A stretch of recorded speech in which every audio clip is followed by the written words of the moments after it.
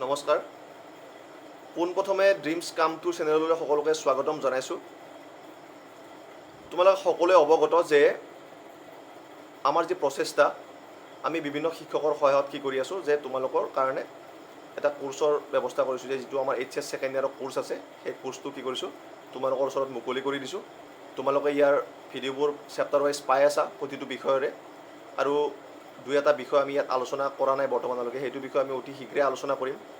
আৰু তোমালোকৰ এই ভিডিঅ'টো তলফালে দেখা পাইছা যে তাত টেলিগ্ৰামৰ লিংক দিয়া আছে আৰু ফেচবুক পেজৰ লিংক দিয়া আছে। তাত তোমালোক জইন হৈ ল'বা। চেপ্টাৰবিলাক আলোচনা কৰা যেতিয়া হ'ব, তাত আমি নোটছবিলাক প্ৰভাইড কৰিম, ফ্ৰী নোটছ। তাৰ বাবে তোমালোকে কোনো একো পইচা দিব নালাগে নোটছৰ কাৰণে। আৰু লগতে আৰু এটা কথা, যে মই যিছু, তোমালোকে সকলোৱে মোক চিনি পোৱা। মই আগতে ভূগোল বিষয়ৰ বহুকেইটা চেপ্টাৰ আলোচনা কৰিছোঁ, তাত তোমালোকে অশেষ সঁহাৰি জনাইছে, তাৰ বাবে ধন্যবাদ। আৰু আজিৰ এই চেপ্টাৰত আমি আলোচনা কৰিম পৰিবহণ আৰু যোগাযোগ ব্যৱস্থা। আৰু এই চেপ্টাৰৰ জৰিয়তে তোমালোকে জানিব পাৰিবা যে পৰিবহণ যোগাযোগ কাক বোলে, পৰিবহণ কেই প্ৰকাৰৰ, কংকণ ৰেলপথ কাক বোলে, গ্ৰেণ্ড ট্ৰাংক ৰোড কাক বোলে, সোণালী চতুৰ্ভুজ কি, যোগাযোগ কাক বোলে, দক্ষিণ পশ্চিম আৰু পূব পশ্চিম সংযোগ পৰিকল্পনা কি, ভাৰতীয় বিমান সেৱাৰ ইতিহাস কেনেকুৱা। ঠিক আছে, এই গোটেইখিনি কথা জানিবৰ বাবে ভিডিঅ'টো শেষলৈকে চাবা। আৰু ভিডিঅ'টোত যদি তোমালোকে চাই ভাল পোৱা, তেনেহ'লে লাইক কৰিবা, শ্বেয়াৰ কৰিবা, আৰু তোমালোক যোনে যোনে চেনেলটো ছাবস্ক্ৰাইব কৰা নাই তেওঁলোকে ছাবস্ক্ৰাইব কৰি লোৱা। এতিয়া আমি আহিছোঁ আমাৰ ভিডিঅ'ৰ মাজলৈকে।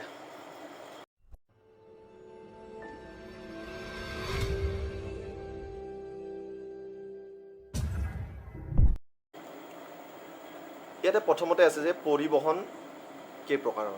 সাধাৰণতে আমি পৰিবহণ তিনি প্ৰকাৰৰ দেখা পাওঁ। প্ৰথমতে স্থল পৰিবহণ, তাৰপিছত জল পৰিবহণ, আৰু তৃতীয়টো হৈছে আকাশী পৰিবহণ। তোমালোকে সকলোৱে জানা। স্থল পৰিবহণৰ ভিতৰত কি আছে? মটৰ পৰিবহণ, পাইপলাইন পৰিবহণ, ৰেল পৰিবহণ, তাৰপিছত ৰজ্জু পৰিবহণ আৰু তাঁৰ পৰিবহণ, বা ইয়াক আমি মটৰ পথ, পাইপলাইন পথ, ৰেলপথ, ৰজ্জু পথ আৰু তাঁৰ পথ বুলিও জানো। দ্বিতীয়তে জলপথ। জলপথ দুই প্ৰকাৰৰ, এটা হৈছে আন্তৰ্দেশীয় জলপথ আৰু এটা হৈছে সমুদ্ৰ পথ। তাৰপিছত তৃতীয়টো হৈছে আকাশী পথ। ই দুই প্ৰকাৰৰ, এটা হৈছে ৰাষ্ট্ৰীয় আকাশী পথ, এটা হৈছে আন্তৰ্জাতিক আকাশী পথ। আমি এই গোটেইকেইটাৰ বিষয়ে তলত আমি বিতংভাৱে আলোচনা কৰিম। প্ৰথমতে আমি আলোচনা কৰিম যে গ্ৰেট ট্ৰাংক ৰোড কি। ঠিক আছে, তোমালোকে শ্বেৰশ্বাহৰ কথা সমাজ বিজ্ঞানত পাইছা, ক্লাছ 10ত বা 9ত পাইছা।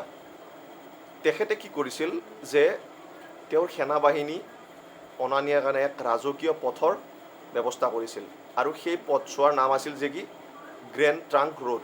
আৰু এই ৰোড বা এই ৰাস্তা বৰ্তমান দুটা খণ্ডত বিভক্ত কৰা হৈছে। প্ৰথম খণ্ডটো হৈছে নেশ্যনেল হাইৱে 1, যি পথছোৱা দিল্লীৰ পৰা অমৃতসৰলৈ বিয়পি আছে, আৰু দ্বিতীয় পথছোৱাৰ নাম হৈছে NH2 বা নেশ্যনেল হাইৱে 2। এই পথছোৱা দিল্লীৰ পৰা কলকাতালৈকে কি হৈ আছে? বিস্তৃত হৈ আছে। আৰু তোমালোকৰ এইটো কিতাপত আছে, মই কিতাপৰ পৰা হুবহু ইয়াত তুলি দিছোঁ। এইখিনি তোমালোকে এই যিটো গ্ৰেণ্ড ট্ৰাংক ৰোড কাক বোলে, এইটো পৰীক্ষাত আগতে বহুবাৰ অহা দেখা গৈছে। তোমালোকে এইটো ভালদৰে চাই ল'বা বা পঢ়ি ল'বা। তাৰপিছত আহিছোঁ এতিয়া আমি পথ পৰিবহণ। পথ পৰিবহণ বুলি কওঁতে তোমালোকে যিটো ৰাস্তাৰে গাড়ী মটৰেৰে হওক বা খোজকাঢ়ি হওক তোমালোকে কি কৰা? কলেজলৈ যোৱা বা মহাবিদ্যালয়লৈ যোৱা, আৰু সেই পথছোৱাকে কি বুলি কোৱা হয়? পথ পৰিবহণৰ অন্তৰ্গত। ইয়াতে কি আছে? তিনিটা, তোমালোকে ডিছপ্লেত দেখা পাই আছা, তিনিটা প্ৰকাৰৰ পথ দেখুওৱা হৈছে ইয়াত। আৰু এটা পথ আছে কি গ্ৰাম্য পথ, চাৰিটা। ঠিক আছে, প্ৰথমটো আমি এতিয়া আলোচনা কৰিম যে ৰাষ্ট্ৰীয় ঘাইপথটো কি। ৰাষ্ট্ৰীয় ঘাইপথ কৰ্তৃপক্ষ NHAI কি কৰিছিল? 1995 চনৰ পৰাই কাৰ্যনিৰ্বাহক হিচাপে থাকিল তেওঁলোক। তাৰপিছত ভূমি পৰিবহণ মন্ত্ৰালয়ৰ তত্ত্বাৱধানত থকা এই পথছোৱা কি হৈছিল? স্বায়ত্তশাসিতৰ অংগ। আৰু ৰাষ্ট্ৰীয় ঘাইপথসমূহ উন্নয়ন, তদাৰকী আৰু কাৰ্যকৰী কৰাৰ দায়িত্ব এই শাসিত অংগক অধীনত থাকে বুলি কৈছে। মানে যিবিলাক নেশ্যনেল হাইৱে আছে, নেশ্যনেল হাইৱে মানে তোমালোকে চাবা যে নেশ্যনেল হাইৱে বহুত প্ৰকাৰৰ নেশ্যনেল হাইৱে আছে, যেনে national highway 1, national highway 2, national highway 3 এনেকুৱাকৈ। বা আমাৰ যিটো ওচৰৰ যিটো নেশ্যনেল হাইৱে আছে সেইটো হ'ল তোমালোকৰ নেশ্যনেল হাইৱে নাম্বাৰ 31, যিটো মোৰ ঘৰৰ ওচৰত পৰে। তাৰপিছত এই যিটো নেশ্যনেল হাইৱে আছে, এই হাইৱেটোৰ যিখিনি মেইনটেনেঞ্চৰ কাম বা চোৱা চিতা কৰা কাম, কেতিয়াবা ৰাস্তা বেয়া হৈছে তাক ভাল কৰিব লাগে, বা কিছুমান তাৰ যিবিলাক পথৰ অন্তৰ্গত যিবিলাক কাম কাজ থাকে সেইবিলাক কোনে কৰে? The national highway authority of India কি কৰে? এইখিনি চোৱা চিতা কৰে। তাৰপিছত দ্বিতীয়টো হ'ল ৰাজ্যিক ঘাইপথ, বা তাক আমি ষ্টেট হাইৱে বুলিও জানো। ষ্টেট হাইৱে হৈছে দুখন ষ্টেটক সংলগ্ন কৰা যিবিলাক ঘাইপথ আছে সেইবিলাকক কি বুলি কোৱা হয়? যে ৰাজ্যিক ঘাইপথ বুলি কোৱা হয়। আৰু এই ৰাজ্যিক ঘাইপথবোৰ সাধাৰণতে এখন ৰাজ্যৰ ৰাজধানীৰ পৰা আন এখন ৰাজ্যৰ ৰাজধানীলৈ সংলগ্ন হৈ থাকে। তৃতীয়তে হৈছে জিলা পথ। আৰু এই জিলা পথবিলাক হৈছে বিভিন্ন জিলাক সংলগ্ন কৰা যিবিলাক পথ আছে সেইবিলাক পথক কি বুলি কোৱা হয়? সাধাৰণতে জিলা পথ বুলি কোৱা হয়, বা ডিষ্ট্ৰিক্ট ৰোড বুলি জনা যায়। আৰু ভাৰতবৰ্ষত মুঠ পথৰ দৈৰ্ঘ্য হৈছে 14%। মানে ভাৰতবৰ্ষত মুঠ যিমান ৰাস্তা ঘাট আছে তাৰ 14% হৈছে কি? জিলা পথ বা ডিষ্ট্ৰিক্ট ৰোড। তাৰপিছত আমি আহিছোঁ এতিয়া 4 নম্বৰ ভাগটোলৈকে, সেইটো হৈছে গ্ৰাম্য পথ। মোৰ ভিডিঅ'ত বা মোৰ চেনেলত অন্তৰ্গত বিভিন্ন ছাত্ৰ ছাত্ৰীসকল, তোমালোক হয়তো চাগে 90% সকলোৱে গাঁৱৰ লগত জড়িত বা গাঁৱত বসবাস কৰা। তো তোমালোকে গাঁৱৰ যি পথ চোৱাৰ কথা বা গাঁৱত যিবিলাক ৰাস্তা ঘাট দেখা পোৱা সেইবিলাক সকলোৱে তোমালোক অৱগত। আৰু সেই গোটেইখিনি পথ চোৱাকে কি কোৱা হয়? গ্ৰাম্য পথ বুলি কোৱা হয়। যিবিলাক পথৰ সহায়ত তোমালোকে কি কৰিব পাৰা? জিলা পথ বা ৰাজ্যিক পথ বা অন্যান্য নেশ্যনেল হাইৱে বা যিটো আছিলে কি আছিল ৰাষ্ট্ৰীয় ঘাইপথলৈকে যিবিলাক সংলগ্ন হৈ আছে। আৰু গ্ৰাম্য পথবোৰৰ চোৱা চিতা কোনে কৰে? যিবিলাক পঞ্চায়ত আছে সেই পঞ্চায়তৰ যিবিলাক কৰ্মকৰ্তা বা গভৰ্ণিং বডি যিটো থাকে তেওঁলোকে কি কৰে? এই পথবিলাকৰ চোৱা চিতা কৰে। ঠিক আছে। তাৰপিছত আহিল আমাৰ পঞ্চমটো ভাগ, সেইটো হৈছে অন্যান্য পথ। তাৰ ভিতৰত কি আছে? যে সীমামূৰীয়া পথ আৰু আন্তৰ্জাতিক ঘাইপথ ইয়াৰ অন্তৰ্গত। সীমামূৰীয়া পথ মানে হৈছে ছাপ'জ যে ভাৰত বা বাংলাদেশ যিবিলাক বৰ্ডাৰ এৰিয়া আছে সেই বৰ্ডাৰ এৰিয়াত কি বুলি কোৱা হয়? যে সীমামূৰীয়া পথবিলাক নিৰ্মাণ কৰা হৈছে। যেনে তোমালোকৰ বহুতে শ্বিলং গৈছা, তাত যাওঁতে যেতিয়া তোমালোকে টোলগেটটো পোৱা, সেই টোলগেটৰ পৰা যিখিনি ৰাস্তা হয় সেই ৰাস্তাখিনি কি হয়? যে বৰ্ডাৰ ৰোডৰ অন্তৰ্গত। সেই পথখিনি অসম চৰকাৰ আৰু মেঘালয় চৰকাৰে কি কৰে? দুয়োটা চৰকাৰে মিলি পিনে সেই পথছোৱাৰ মেৰামতি কৰে। আৰু এই সীমামূৰীয়া পথ যিটো আছে সেই সীমামূৰীয়া পথৰ কি হৈছিল? 1950 চনৰ মে' মাহত প্ৰতিষ্ঠা কৰিছিল। আৰু এই প্ৰতিষ্ঠানে সুউচ্চ পৰ্বতৰ অঞ্চলত যিবিলাক ৰাস্তা নিৰ্মাণ কৰিছিল তাৰ ভিতৰত চণ্ডীগড়ৰ মনালী, হিমাচল প্ৰদেশ আৰু লাডাখৰ লেহ, তাত কি হৈছিল? সংলগ্ন কৰা হৈছিল সেই পথছোৱা। ঠিক আছে। তোমালোকে ইউটিউবত চাই আছা যে কি আছে? বিকাশে লাডাখ গৈছে, গম পাইছা। আৰু যিটো আমাৰ ওলা ক্ৰেজি পৰিয়ালবৰ্গ তেওঁলোকেও কি গৈছে? মনালী চাবলৈ গৈছে। তাত তোমালোকে ৰাস্তাবিলাক দেখা পাবা। সেইবিলাকে হৈছে আমাৰ কি? এই যিটো সীমামূৰীয়া পথ আছে সেই পথবিলাক কি হৈছিল? সেই BRO যিটো আছে বৰ্ডাৰ ৰোড অৰ্গেনাইজেশ্যন, এই সংস্থাটোৱে কি কৰে? এই পথবিলাক চোৱা চিতা কৰে বা তাৰ মেৰামতিৰ কাম কাজ কৰে। আৰু সমুদ্ৰ পৃষ্ঠৰ পৰা প্ৰায় 4,270 মিটাৰ উচ্চত থকা এই অঞ্চলবোৰৰ ওপৰেদি কি হৈছে? ৰাস্তাবিলাক পাৰ হৈ যোৱা বুলি কৈছে। যেনে তোমালোকে সকলোৱে জানা মনালী বা লাডাখ এই উচ্চ অঞ্চলবিলাক যিবিলাক আছে সেইবিলাক কি হৈছে? সাগৰ পৃষ্ঠৰ পৰা বহুত ওখত আছে। তাতো কি হৈছে? এই যিটো সংস্থা আছে বৰ্ডাৰ ৰোড অৰ্গেনাইজেশ্যন, তেওঁলোকে কি কৰিছে? তাত ৰাস্তা ঘাটৰ নিৰ্মাণ কৰিছে। এতিয়া আহিলোঁ আমি 2005 চনৰ মাৰ্চ মাহৰ ভিতৰত এই প্ৰতিষ্ঠানটোৱে 40,450 কিলোমিটাৰতকৈ বেছি দৈৰ্ঘ্যযুক্ত পথ নিৰ্মাণ কৰিছে। মানে এই যিটো সংস্থা আছে BRO, যাক আমি বৰ্ডাৰ ৰোড অৰ্গেনাইজেশ্যন বুলি কওঁ, এই সংস্থাটোৱে 2005 চনৰ মাৰ্চ মাহৰ ভিতৰত কি কৰিছিল?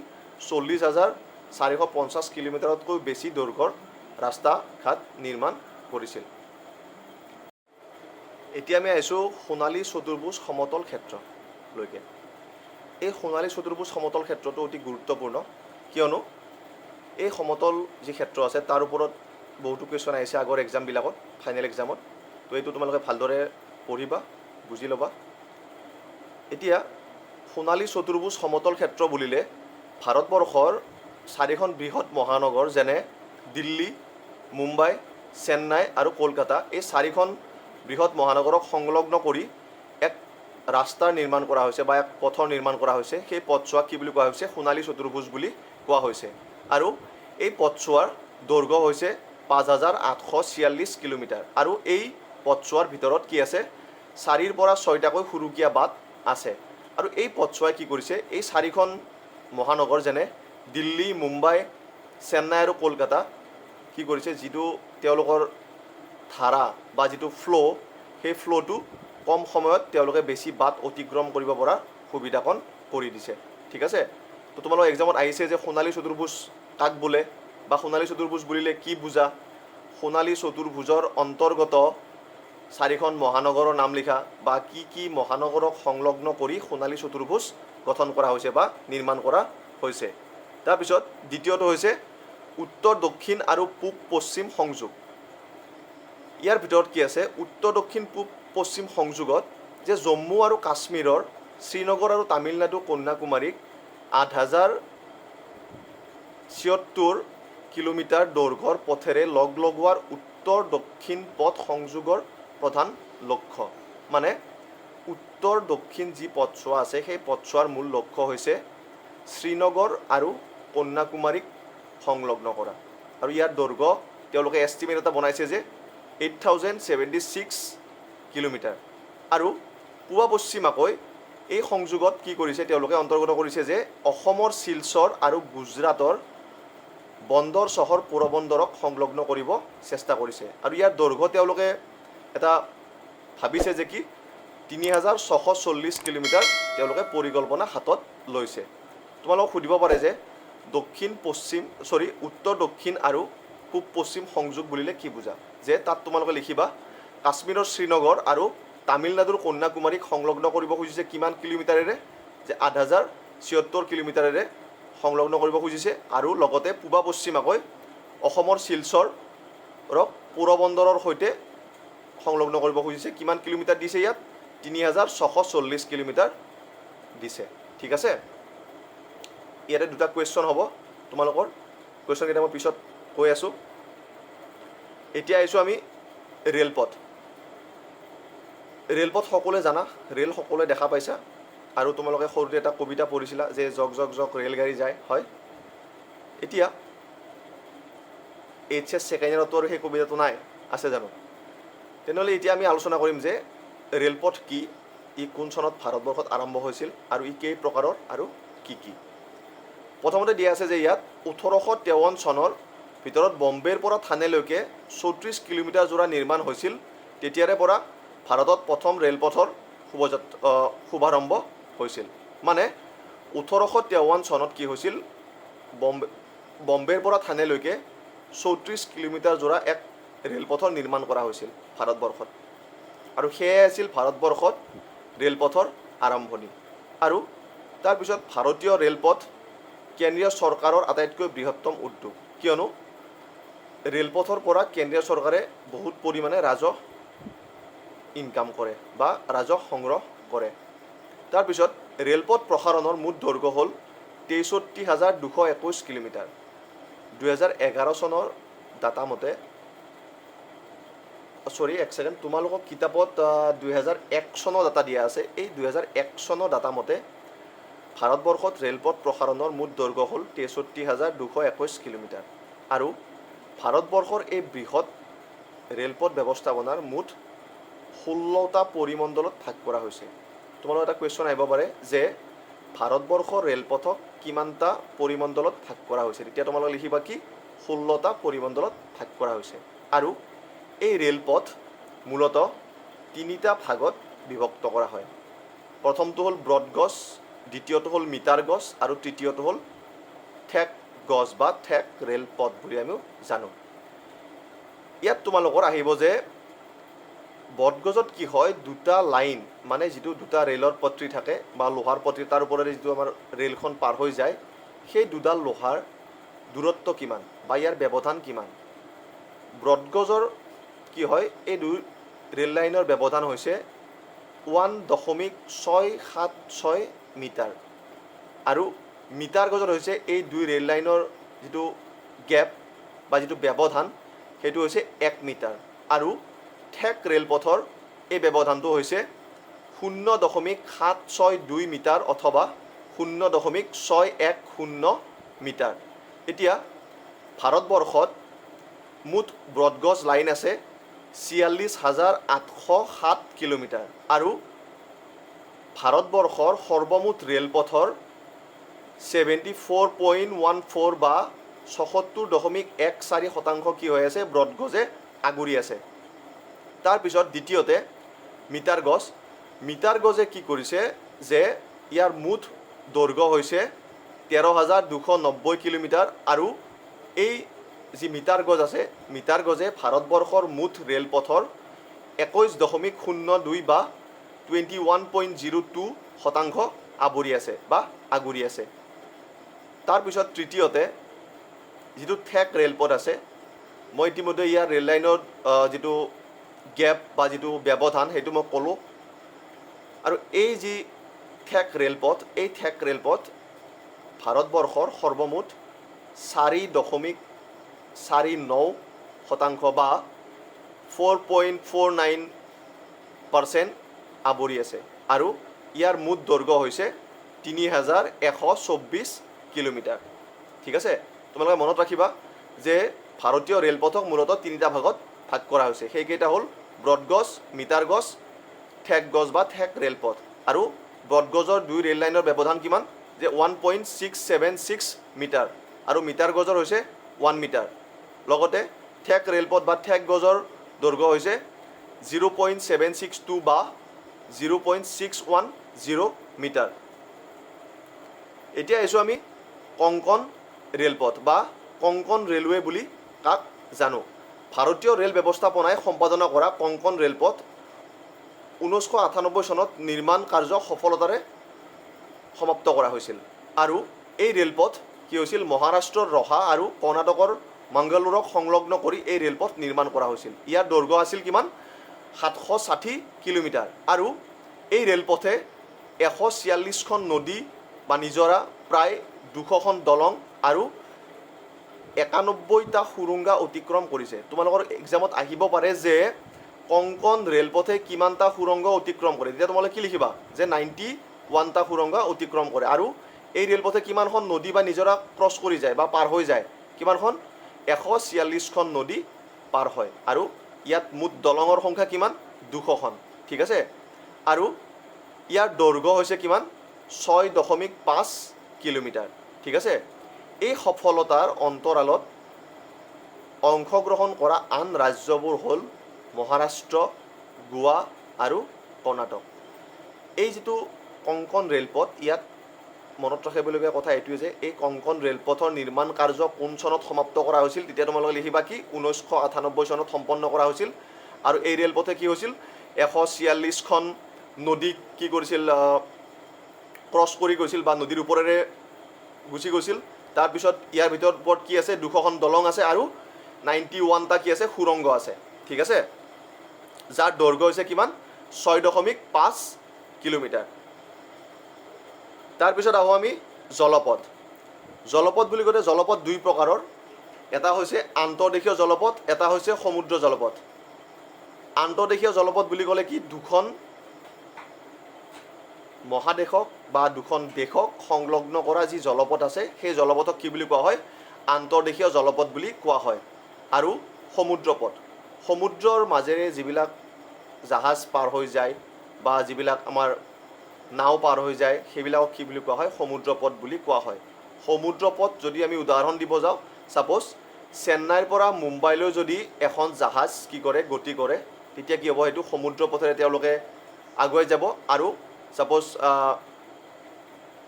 ভাৰতৰ পৰা আফ্ৰিকালৈ যদি এখন জাহাজ যায় তেতিয়া সেইটো কি হ'ব আন্তঃদেশীয় জলপথ হ'ব ঠিক আছে।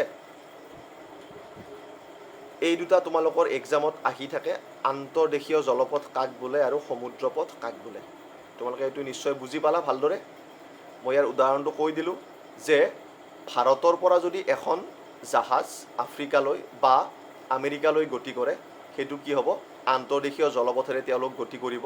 আৰু যদি চেন্নাইৰ পৰা গোৱালৈ বা চেন্নাইৰ পৰা মুম্বাইলৈ বা কলিকতাৰ পৰা চেন্নাইলৈ যদি এখন জাহাজ যায় পানীৰ পথেৰে, সেইটো কি হ'ব, সমুদ্ৰপথ হ'ব। এতিয়া আহিছোঁ আমি ভাৰতীয় বিমান সেৱাৰ ইতিহাস। ইয়াতে দুটা গুৰুত্বপূৰ্ণ শব্দ আছে, এটা হৈছে ভাৰতীয় বিমান সেৱা আৰু এটা হৈছে ইতিহাস। ভাৰতীয় বিমান সেৱা মানে তোমালোকে জানা, এৰ'প্লেন, হেলিকপ্টাৰ তোমালোকে দেখা পাইছা, সেইটো হৈছে আমাৰ বিমান সেৱা। আৰু ইতিহাস মানে কি, ইয়াৰ বুৰঞ্জী বা ইয়ে আৰম্ভণিৰ পৰা এতিয়ালৈকে কিমান ডেভেলপ হ'ল বা কেনেকৈ গতি কৰি আছে সেইটো, ঠিক আছে। এতিয়া ইয়াত দিয়া মতে তোমালোকৰ যে 1991 চনত এলাহাবাদ আৰু নাইনিৰ মাজত এই বিমান পথৰ কাৰ্য আৰম্ভণি হয়। মানে ভাৰতবৰ্ষৰ যি বিমান সেৱা আছে সেই বিমান সেৱাৰ আৰম্ভণি কেতিয়া হৈছিল, যে এলাহাবাদৰ আৰু নাইনিৰ মাজত যি বিমান পথৰ কাৰ্য সম্পন্ন কৰা হৈছিল, সেইটো হৈছিল কি আমাৰ ভাৰতবৰ্ষৰ বিমান পথৰ আৰম্ভণি। তাৰপিছত এই বিমান যি পথছোৱা, এই পথছোৱা কি হৈছিল, 4টা মুখ্য কোম্পানীয়ে বিমান পথৰ সেৱা যোগান ধৰিছিল। কোন চনত, 1947 চনত। এই সংগঠনকেইটাৰ নাম হ'ল ক্ৰমে ভাৰতীয় ৰাষ্ট্ৰীয় বিমান, টাটা চন্স লিমিটেড, ভাৰতীয় নিৰ্মাণ সেৱা আৰু ডেক্কান এয়াৰৱেজ। তোমালোকৰ এক্সামত আহিব পাৰে যে প্ৰথমতে ভাৰতবৰ্ষত কোনকেইটা সংগঠনে বিমান সেৱাৰ যোগান ধৰিছিল। সেইকেইটা নাম হৈছে ভাৰতীয় ৰাষ্ট্ৰীয় বিমান, টাটা চন্স লিমিটেড, ভাৰত নিৰ্মাণ সেৱা আৰু ডেক্কান এয়াৰৱেজ, ঠিক আছে। তাৰপিছত তৃতীয়তে 1951 চনত আন 4টা সংগঠনেও কি হৈছিল, বিমান কাৰ্যত যোগদান কৰিছিল। ভাৰতবৰ্ষৰ আকাশী পথ, Bharat Airways, Himalayan association limited, Airways India আৰু কালিংগ এয়াৰৱেজ। এই 4টা সংগঠনে কি হৈছিল, 1951 চনত ভাৰতবৰ্ষৰ যি বিমান সেৱা আছে তাত তেওঁলোকে যোগদান কৰিছিল। নামকেইটা মই ৰিপিট কৰি দিছোঁ। ভাৰতৰ আকাশী পথ বা Bharat Airways, Himalayan aviation limited, Airways India আৰু কালিংগ এয়াৰলাইন্স, ঠিক আছে। তাৰপিছত 1953 চনত ভাৰতবৰ্ষৰ যি বিমান পৰিবহণ আছে তাক ৰাষ্ট্ৰীয়কৰণ কৰা হৈছিল আৰু দুটা নিগম ইয়াত কি হৈছিল, সামৰি লোৱা হৈছিল। এটা হৈছিল ইয়াৰ এয়াৰ ইণ্ডিয়া ইণ্টাৰনেশ্যনেল আৰু ইণ্ডিয়ান এয়াৰলাইন্স। এই যি দুটা সংস্থা আছে এই দুটা কি কৰা হৈছিল, গঠন কৰা হৈছিল। এটা হ'ল এয়াৰ ইণ্ডিয়া ইণ্টাৰনেশ্যনেল আৰু ইণ্ডিয়ান এয়াৰলাইন্স, তোমালোকে মনত ৰাখিবা। এতিয়া ইণ্ডিয়ান এয়াৰলাইন্সক কি হয়, ইণ্ডিয়ান নামেৰে জনা যায় বা যিটো আমি ইণ্ডিগো আছে সেইটো আমি জানো। তাৰপিছত আহিল 2005 চনত ঘৰুৱা বিমান পৰিবহণে কি কৰিছিল, 24.3 কোটি যাত্ৰী আৰু 20 লাখ মেট্ৰিক টন মালবস্তু কি কৰিছিল, অনা নিয়া কৰিছিল, ঠিক আছে। কোন চনত ভাৰতবৰ্ষৰ বিমান সেৱাই 24.3 কোটি আৰু 20 লাখ মেট্ৰিক টন মালবস্তু অনা নিয়া কৰিছিল। কোন চনত, প্ৰথম যে 2005 চনত। এইখিনিয়ে আছিল তোমালোকৰ ভাৰতীয় বিমান সেৱাৰ ইতিহাস। আৰু এইটো মই পইণ্ট হিচাপত তোমালোকক দি দিছোঁ যে কোন চনত কি কি তেওঁলোকৰ এচিভমেণ্ট হৈছিলে। তোমালোকে এইখিনি মুখস্থ কৰিবা, লিখি ল'বা। এতিয়া আহিছোঁ আমি যোগাযোগ প্ৰসাৰণ ব্যৱস্থা, যাক আমি কমিউনিকেশ্যন নেটৱৰ্ক বুলিও কওঁ।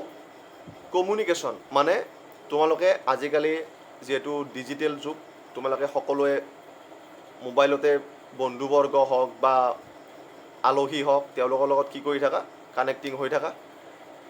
কিহৰ যোগেৰে, হোৱাটছআপৰ যোগেৰে বা ফেচবুকৰ যোগেৰে বা ফোনৰ যোগেৰে। তাৰপিছত চিঠি পত্ৰটো বাৰু আজিকালি কমিয়ে গ'ল, হয়। তো এতিয়া এই যি যোগাযোগ প্ৰসাৰণ ব্যৱস্থা আছে এই ব্যৱস্থাক কি হৈছে, মূলতঃ দুটা ভাগত ভাগ কৰা হৈছে। এটা হৈছে ব্যক্তিগত, এটা হৈছে সামূহিক। ব্যক্তিগত বুলি কওঁতে তোমাৰ যি মনৰ ভাৱ সেই ভাৱটো তুমি তোমাৰ এজন বন্ধুলৈ প্ৰেৰণ কৰিবা। সেইটো তাত কি হ'ব, যে এটা হ'ল চিঠি পত্ৰ, এটা হ'ল টেলিফোন, টেলিগ্ৰাম, ফেক্স বা ইমেইল হয় বা হোৱাটছআপ মেছেজ তোমালোকৰ, ঠিক আছে। আৰু যিখিনি সামূহিক আছে, সামূহিকখিনিত কি হ'ব যে বাতৰি কাকত, ৰেডিঅ', টেলিভিশ্যন, চিনেমা, উপগ্ৰহ, ৰাজহুৱা সভা, ছেমিনাৰ বা আজিকালি বৰ্তমান যিহেতু ক'ভিডৰ সময় চলি আছে, তাত কি হৈছে ৱেবিনাৰৰ ব্যৱস্থা কৰা হৈছে আৰু আলোচনা চক্ৰ। এতিয়া চাবা, তুমি যিখন চিঠি লিখিবা সেইখন কি কৰিবা, 100 জনলৈকে চিঠি নিলিখা, হয়। তোমালোকে এজন ইণ্ডিভিজুৱেল মানুহ বা এটা ইণ্ডিভিজুৱেল পৰিয়াললৈকে কি কৰিবা, চিঠিখন লিখিবা বা এটা ফোন কৰিবা, যে ফোনটো তোমাৰ সকলো দেশৰ ৰাইজলৈকে কি হ'ব বা সকলো ৰাজ্যৰ ৰাইজলৈকে কি হ'ব, সেই ফোন কলটো নাযাব, ছেম ফোন কল, হয়। সেইটো কি হ'ব, তোমাৰ যিটো আত্মীয় বা যিটো বন্ধুবৰ্গ বা আলহী, তেওঁলোকে কি হ'ব, সেই ফোন কলটো যাব। সেইটো হ'ব তোমাৰ ব্যক্তিগত। আৰু সামূহিক, ছাপ'জ যে কি এখন কলেজৰ ৰিজাল্ট দিলে, সেই ৰিজাল্টটো কি হৈছে, সকলোকে ফোনত জানো ফোন কৰি হোৱাটছআপ কৰি ক'ব যে আমাৰ কলেজৰ ৰিজাল্ট এইটো, সেইটো কি কৰিব, বাতৰি কাকত বা ৰেডিঅ' বা টেলিভিশ্যন আদিত কি কৰিব, সম্প্ৰচাৰ কৰিব। তাৰ ফলত কি হ'ব, যে সেই গোটেই ৰাজ্যখনৰ কি হ'ব, মানুহে সেই ৰিজাল্টটো গম পাব, হয়নে নহয়। বা তোমালোকৰ যিটো ছাপ'জ এক্সামৰ ৰিজাল্ট দিব, সেই ৰিজাল্টটো কি সকলোৰে মেছেজত হোৱাটছআপ কৰি পঠাব নেকি বৰ্ডে, সেইটো নপঠায়। সেইটো কি কৰিব, যে এটা ৱেবছাইট দিব, তাত সকলোৰে ৰিজাল্ট বা এখন বহী বনাব বা এখন কিতাপ তৈয়াৰ কৰিব। সেই কিতাপখন কি কৰিব, তেওঁলোকে সকলোৰে আগত মেলি দিব যে এইখিনি হৈছে আমাৰ এই বছৰৰ ৰিজাল্টছ, হয়। আৰু কিছুমান সৰু সৰু টপিক, যেনে বিশ্ব পৰিৱেশ দিৱসত যে আমি গছ গছনি ৰুব লাগে, তাৰ যি লাভ বা সেই গছ গছনি ৰুলে আমাৰ কি কি লাভ হ'ব, কি কি সুবিধা হ'ব, সেই বস্তুখিনি কি কৰিব পাৰোঁ আমি, ছেমিনাৰ বা আলোচনা চক্ৰৰ জৰিয়তে যিখিনি মানুহে গম নাপায় সেই কথাটো, তাক তেওঁলোকৰ আগত আমি কি কৰিব পাৰোঁ, এই কথাখিনি আলোচনা কৰিব পাৰোঁ, যে গছপুলি ৰুলে কি হয়, আমাৰ যিটো পৰিৱেশ সেইটো বহুত ভাল হয় বা আমি ইয়াৰ পৰা অক্সিজেন লাভ হয় আৰু কি হয়, মাটি ক্ষয় নহয়। এইবিলাক তোমালোকে পাইছা আগতে। এইখিনি হৈছে আমাৰ সামূহিক কমিউনিকেশ্যন ছিষ্টেম বা সামূহিক যোগাযোগ ব্যৱস্থা, ঠিক আছে। তোমালোক যদি এক্সামত কুৱেশ্যন আহে যে যোগাযোগ প্ৰসাৰণ ব্যৱস্থা কেই প্ৰকাৰৰ আৰু কি কি উদাহৰণ দিয়া, তেতিয়া তোমালোকে কি লিখিবা, যোগাযোগ প্ৰসাৰণ ব্যৱস্থা 2 প্ৰকাৰৰ, এটা হৈছে ব্যক্তিগত, এটা হৈছে সামূহিক। ব্যক্তিগতৰ উদাহৰণ হৈছে চিঠি পত্ৰ, টেলিফোন, টেলিগ্ৰাম আদি। আৰু সামূহিকৰ হৈছে কি, বাতৰি কাকত, টেলিভিশ্যন, ৰেডিঅ', ৰাজহুৱা সভা, উপগ্ৰহ, চিনেমা আদি। আৰু ইয়াতে বহুতে ভাবিবা যে চিনেমা চালেনো আমি কি কমিউনিকেশ্যন কৰিব পাৰোঁ। চিনেমাৰ পৰা বহুতো বস্তু শিকিব পাৰি। তোমালোকে হয়তো বহুত চিনেমা চাইছা, বহুত চিনেমাই কি কৰে, আমাক মটিভেট কৰে। যে এক্সাম্পল স্বৰূপে মই 3 ইডিয়টছখন ক'ব পাৰোঁ। সেই চিনেমাখন মোৰ অতিকৈ ফেভাৰেট চিনেমা হয়। আমি চিনেমাৰ জৰিয়তে কি হয়, বহুতো কনচেপ্ট আজিকালি কি হৈছে, তোমালোকৰ ৰিয়েল ষ্টৰীৰ ওপৰত বনায় হয় চিনেমাবিলাক। যে MS ধোনী চিনেমাখন ওলাইছে, তাত কি হৈছে, মহেন্দ্ৰ সিং ধোনীৰ যিবিলাক জীৱনী, সেই জীৱনীটো তেওঁ কেনেকৈ ষ্ট্ৰাগল কৰি ইমানখিনি সফলতা অৰ্জন কৰিছে সেইটো পাইছোঁ। তাৰপিছত চাইনা নেহৱাল, সেইটো আমিও পাইছোঁ চিনেমাৰ জৰিয়তে, আমি গোটেইখিনি কথা গম পাইছোঁ, হয়। তেনেকৈ চিনেমা চালেও কি হয়, আমাৰ বহুতো আমি কি হয়, ডাটা বা কিছুমান ইনফৰমেশ্যন আমি ভাল ইনফৰমেশ্যন আমি পাব পাৰোঁ। তাৰপিছত আহিল তেল আৰু gas pipeline, oil and gas pipeline. 1901 চনত কি হৈছিল, এছিয়াৰ প্ৰথমটো তেল শোধনাগাৰ স্থাপন কৰা হৈছিল, ঠিক আছে। আৰু সেইটো ক'ত স্থাপন কৰা হৈছিল, ডিগবৈত। যদি তোমালোকৰ এক্সামত কুৱেশ্যন আহে যে এছিয়াৰ বা ভাৰতৰ প্ৰথমটো তেল শোধনাগাৰ ক'ত আৰু কেতিয়া, কোন চনত স্থাপিত কৰা হৈছিল, তেতিয়া তোমালোকে লিখিবা যে কি, অসমৰ ডিগবৈত কি হৈছিল, ভাৰতৰ প্ৰথমটো বা এছিয়াৰ প্ৰথমটো তেল শোধনাগাৰ স্থাপন কৰা হৈছিল কোন চনত, 1901 চনত, হয়। আৰু অসমত নাহৰকটীয়া যি তৈলক্ষেত্ৰ আছে, সেই নাহৰকটীয়া তৈলক্ষেত্ৰৰ পৰা বিহাৰৰ বাৰাউনীলৈকে কি হৈছিল, 1157 কিলোমিটাৰ এক পাইপলাইনৰ ব্যৱস্থা কৰা হৈছিল। আৰু যি পাইপলাইনে কি কৰিছিল, অকল তেল পৰিবহণ কৰিছিল, ঠিক আছে। আৰু এই পাইপলাইনৰ সহায়ত কি হৈছিল, আমাৰ যি তেল পৰিবহণৰ খৰচ বহু পৰিমাণে কি হৈছিল, হ্ৰাস হৈছিল। আৰু এই যি পাইপলাইন আছে, এই পাইপলাইন পিছলৈকে কি হৈছিল, কানপুৰলৈকে আগবঢ়াই নিয়া হৈছিল। কিমান চনত, 1966 চনত এই পাইপলাইন কানপুৰলৈকে আগবঢ়াই নিয়া হৈছিল। এইখিনি তোমালোকে মনত ৰাখিবা। ইয়াৰে কুৱেশ্যন এটা আহি থাকে। প্ৰথম কুৱেশ্যনটো যিটো মই ক'লোঁ যে এছিয়া বা ভাৰতৰ প্ৰথমটো তেল শোধনাগাৰ কোন চনত স্থাপন কৰা হৈছিল, এতিয়া তোমালোকে কি লিখিবা, 1901 চনত স্থাপন কৰা হৈছিল। এতিয়া আহিছোঁ আমি অন্য এটা পইণ্টলৈকে, সেইটো হৈছে উপগ্ৰহ দ্বাৰা যোগাযোগ বা ছেটেলাইট কমিউনিকেশ্যন। ছেটেলাইট তোমালোকে সকলোৱে জানা যে আমাৰ ভাৰতে বহুত উপগ্ৰহ মহাকাশত উপস্থাপন কৰিছে। উপগ্ৰহৰ কি কি কাম? আজিকালি তোমালোকে ৰাতিপুৱা শুই উঠিয়ে মানুহে কি কয় যে ৰাতিপুৱা শুই উঠিয়ে কি কৰিব লাগে? সেউজীয়া বস্তু চাব লাগে। কিন্তু ল'ৰা ছোৱালীয়ে আজিকালি কি কৰে যে ৰাতিপুৱা উঠিয়ে এটা সেউজীয়া বস্তু চায়, সেইটো হ'ল কি? হোৱাটছআপ, হয়? যে তোমালোকে যে যিটো ফোন ব্যৱহাৰ কৰি আছা, সেই ফোনেৰে যিটো তোমালোকৰ বন্ধুবৰ্গ বা পৰিয়ালবৰ্গক ফোনৰ লগত কানেক্ট হোৱা, সেইটো কেনেকৈ কানেক্ট হয়? যে তোমালোকৰ ফোনটো ডাইৰেক্ট সেই ফোনটোৰ লগত কানেক্ট হৈ নাযায়। সেইটো কি হয়? যে তোমালোকৰ ঘৰৰ ওচৰত যিটো টাৱাৰ আছে, সেই টাৱাৰৰ লগত ফাৰ্ষ্ট কানেক্ট হয়। তাৰপিছত কি হয়? সেই টাৱাৰে উপগ্ৰহৰ লগত কানেকশ্যন কৰে। তাৰপিছত সেই উপগ্ৰহে আকৌ কি কৰে? যে যিটো বন্ধুলৈকে তুমি কল কৰিব খুজিছা বা মেছেজ প্ৰেৰণ কৰিব খুজিছা, সেই বন্ধুলৈকে কি, বন্ধুৰ ওচৰত যিটো টাৱাৰ থাকে, সেই টাৱাৰৰ লগত কানেক্ট হৈহে কি হয়? তোমাৰ বন্ধুটোৰ লগত বা তোমাৰ আলহীখিনিৰ লগত বা যিখিনি ফ্ৰেণ্ড চাৰ্কল আছে তাৰ লগত কি হয়? কানেক্ট কৰে। আৰু এই বস্তুটো বহুত ফাষ্ট হয়, তাৰ বাবে আমি ইমানখিনি কথা গম নাপাওঁ। এতিয়া ভাৰতবৰ্ষৰ উপগ্ৰহ যোগাযোগ ব্যৱস্থাপনা কি হৈছিল? 1979 চনৰ পিছৰ পৰা কি কৰিছিল? অগ্ৰগতি লাভ কৰিছিল। আৰু এই পৰিপ্ৰেক্ষিতত কি হৈছিল? 1979 চনৰ 11 এপ্ৰিলত আৰ্যভট্ট, তাৰপিছত 1979 চনত ভাস্কৰ 1, 1980ত ৰোহিণী আদি কি কৰিছিল? সফলভাৱে উপস্থাপন কৰিছিল ক'ত? মহাকাশত। এই তিনিটা হৈছে ভাৰতবৰ্ষই প্ৰথম তিনিটা উপগ্ৰহ। আৰু 1983 চনত প্ৰতিষ্ঠা কৰা ইনচাট বা INSAT এক বহুমুখী উপগ্ৰহ ব্যৱস্থা। ইয়াৰ জৰিয়তে কি হৈছিল? বহুতো উপগ্ৰহ উপস্থাপন কৰা হৈছিল, যাৰ সহায়ত কি কৰিছিল? আমি দূৰভাষ যিটো আমাৰ যোগাযোগ ব্যৱস্থাপনা আছে বা বতৰ যিটো গৱেষণা কেন্দ্ৰ বা যিটো আমি বতৰৰ খবৰ গম পাওঁ, বা ছাপ'জ পৰহি কি হ'ব? ধুমুহা বতাহ আহিব, আমি খবৰটো কি পাওঁ? আজিয়ে খবৰটো পাই যাওঁ। সেইটো কি হৈছে? উপগ্ৰহৰ জৰিয়তে উপলব্ধ হৈছে। ঠিক আছে? এইখিনিয়ে হ'ল তোমালোকৰ উপগ্ৰহৰ যোগাযোগ ব্যৱস্থাপনা। আৰু এই যিটো উপগ্ৰহৰ যোগাযোগ ব্যৱস্থাপনা আছে, এই ব্যৱস্থাপনাটো তোমালোকৰ যিটো নোটছ, সেই নোটছটো মই টেলিগ্ৰাম চেনেলত প্ৰভাইড কৰিম। আৰু এই টেলিগ্ৰাম চেনেলৰ লিংক আৰু ফেচবুকৰ যিটো পেজৰ লিংক তলত দিয়া আছে, তোমালোকে সেইটো চাই ল'বা ভালদৰে।